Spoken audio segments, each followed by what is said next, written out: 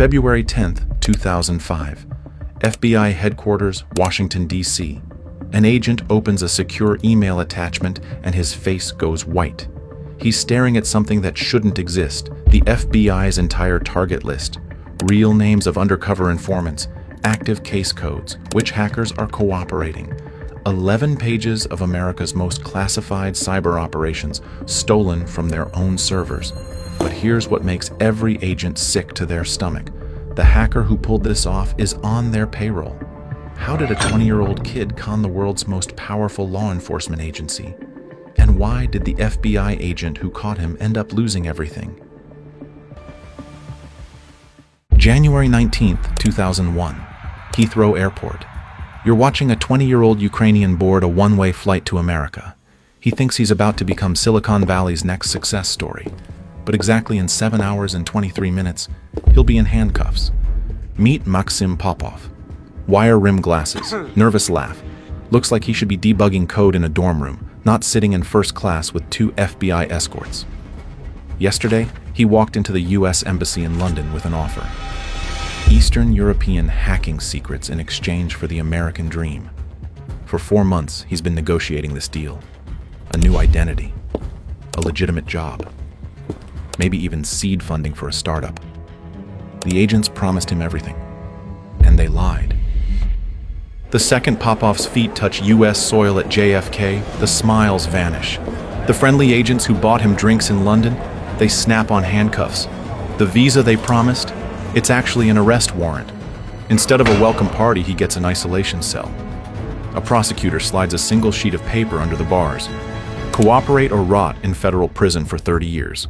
No salary, no startup, just slavery with a badge. But here's what the FBI missed. They just taught their prisoner the most valuable lesson in cybercrime. If the good guys lie this well, imagine what the bad guys can do. For 3 months, Popov plays along. Every morning at 8 a.m., agents escort him from a Virginia safe house to a monitoring station. They watch him log into Russian hacker forums. They record everything. They think they're gathering intelligence. But what happens next will cost them everything. In slang-filled Russian that his FBI minders can't understand, Popov types a simple message to his old crew. Dada Sam Smatrit. Uncle Sam is watching. He warns every major player in the underground that he's been compromised. 3 months, hundreds of warnings, 0 FBI agents who speak street Russian. When FBI linguists finally translate the chat logs in April, one agent literally throws a chair across the room. Their star informant has been burning them since day one. They storm the safe house, strip away his privileges, and throw him in county jail. As the cell door slams, Popov doesn't beg. He doesn't plead. He just smiles and delivers those 8 prophetic words. You have no idea what you're dealing with. But 2,400 miles away in Santa Ana, California, one FBI agent sees opportunity where others see disaster. E.J. Hilbert has been tracking Eastern European hackers for 3 years. He knows something his colleagues don't. You can't catch wolves with sheepdogs. You need another wolf. 2 questions haunt him as he books a red-eye to Virginia. Can you really trust a hacker who's already betrayed you once? And what happens when you give a con artist a badge? Summer 2002. Hilbert makes Popov an offer that sounds insane. Help the FBI infiltrate the world's largest cybercrime forum and walk free. One condition: Popov works from a jail cell by day, hunts hackers by night. Welcome to Operation Ant City, where the FBI's newest weapon is also their biggest liability. This forum is crazy.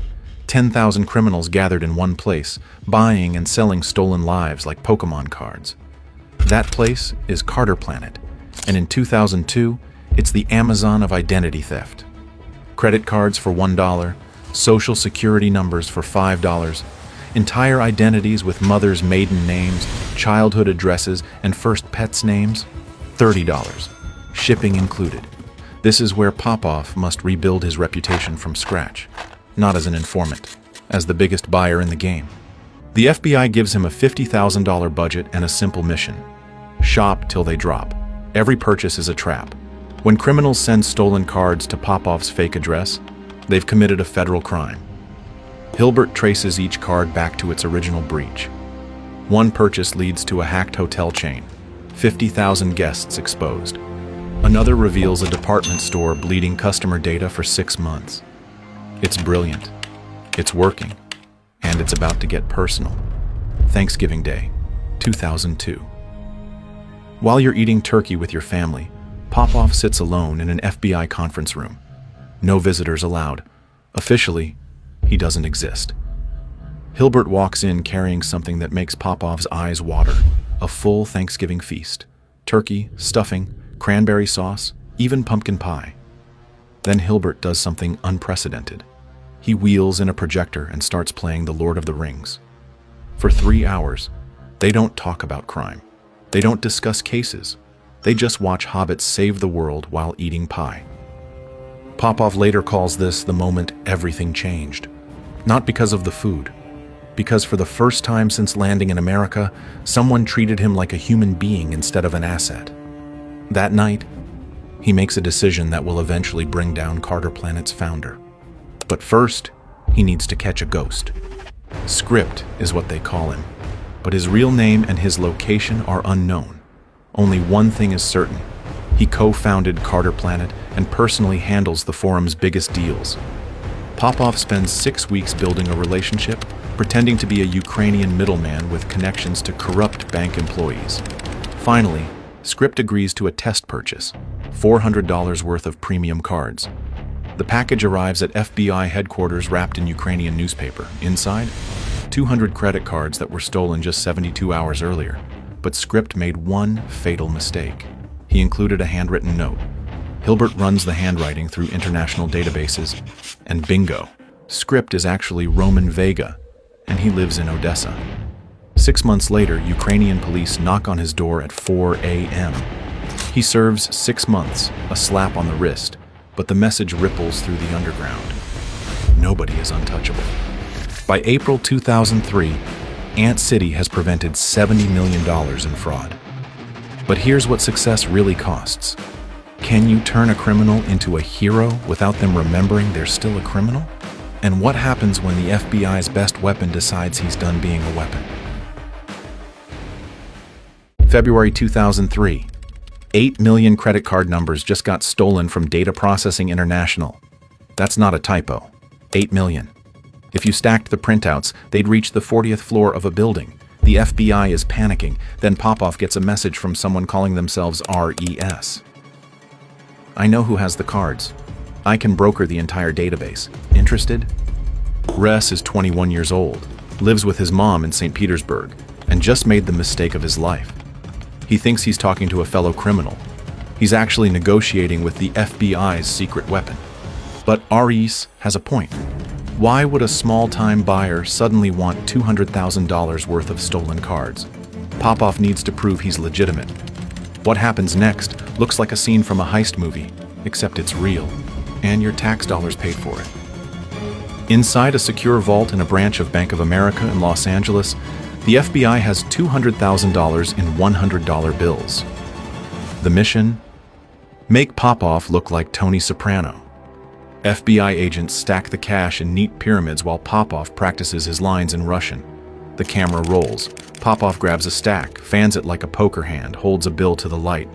See the watermarks? This is real American money, ready to transfer. He tosses bundles around like they're notebooks. The entire performance lasts 47 seconds. It works perfectly.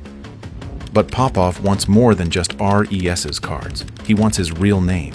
So he invents a company, Hermes Plast, a credit card manufacturing firm that needs security consultants. He builds a website, creates email accounts, even writes fake employee bios. Then he casually mentions to RES that they're hiring, and their starting salary is $70,000. RES practically breaks his keyboard typing up his resume, full name, address, passport scan. He even includes references. The FBI tech watching this unfold actually laughs out loud. Did this kid just apply for a job at his own sting operation? Within 72 hours, RES, real name Denis Sokolov, has an Interpol red notice. Within 72 weeks, he'll be arrested. But something else happens in that vault with the money. Popov realizes he's not just catching criminals anymore. He's becoming the FBI's greatest success story. In 2 weeks, he'll walk free, and in 2 years, he'll make them pay for everything. April 15th, 2003. A federal judge looks at Popov's file, 8 months of successful undercover work, and makes a decision that shocks the prosecution. The time is served, effective immediately. Popov walks out of court a free man. The FBI gives him $1,000 a month and an apartment near Huntington Beach. They think they own him. But you can't cage someone who's already learned to pick the lock. One question determines everything that follows. What do you do when your attack dog remembers it's actually a wolf? And why would a hacker who just earned his freedom immediately start planning his biggest hack yet?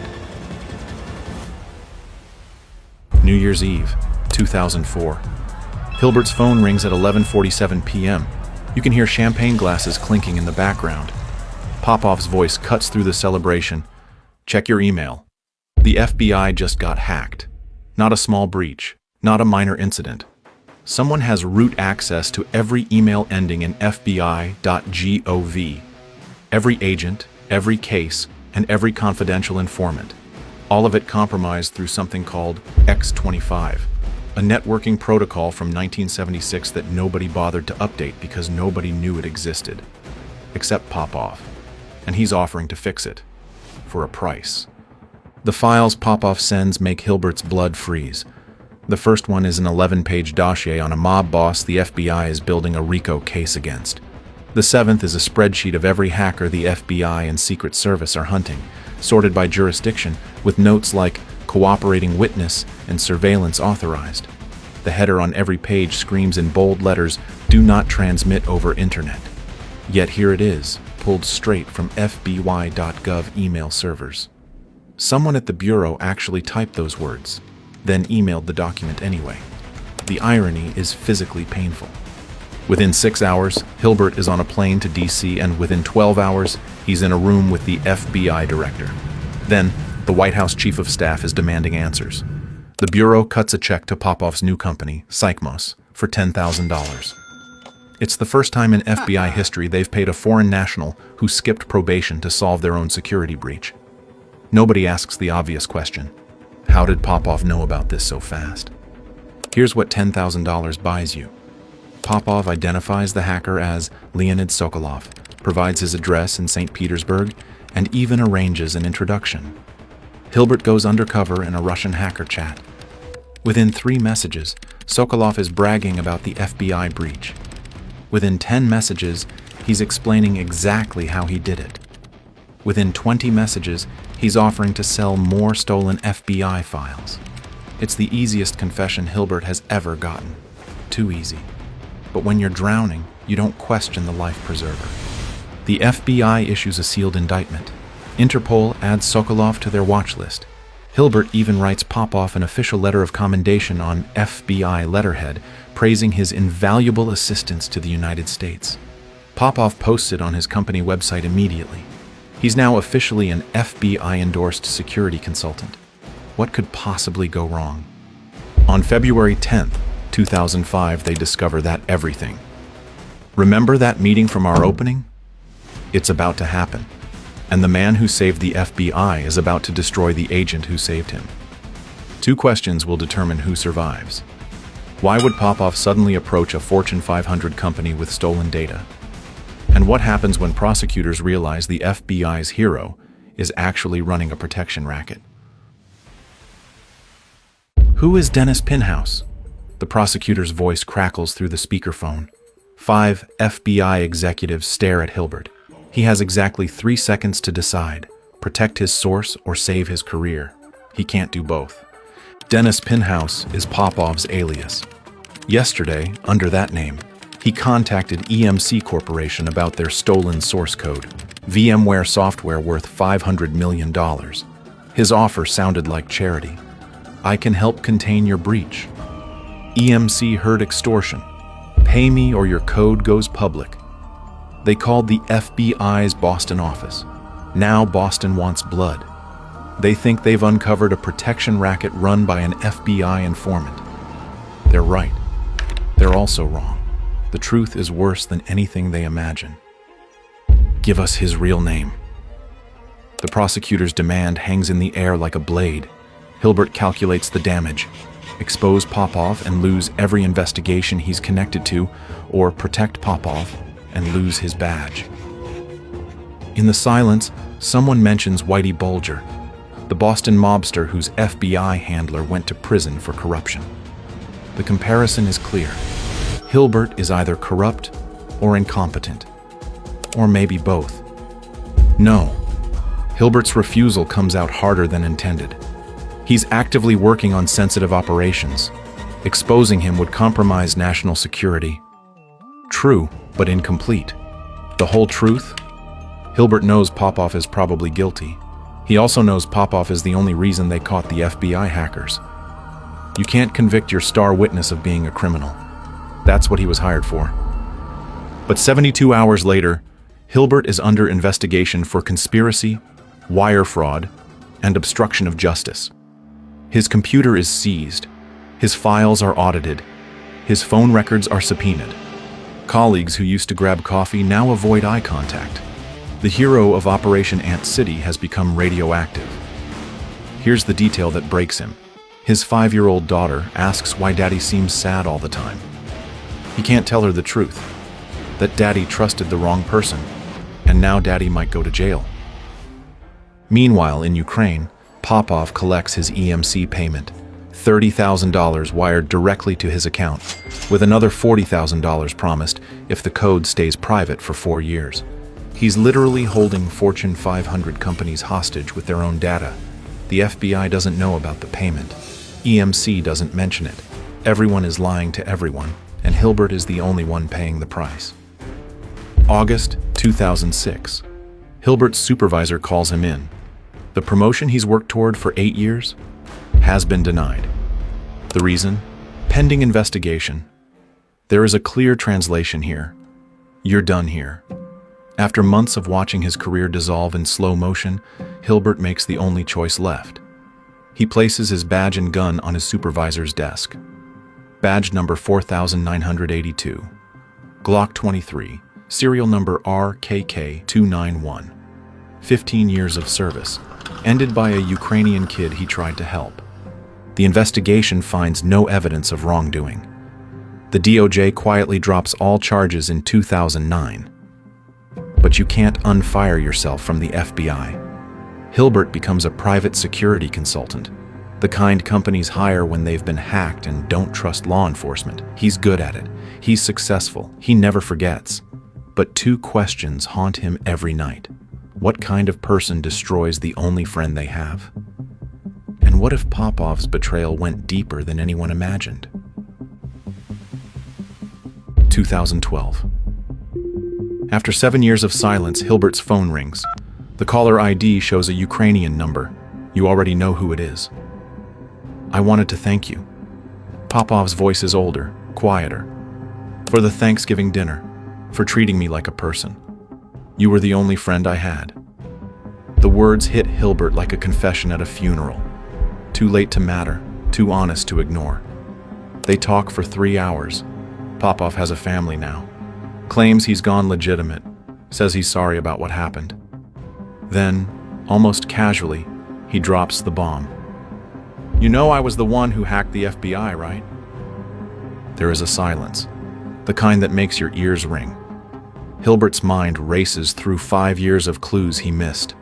Popov keeps talking, each word another twist of the knife. Leonid Sokolov and I did it together.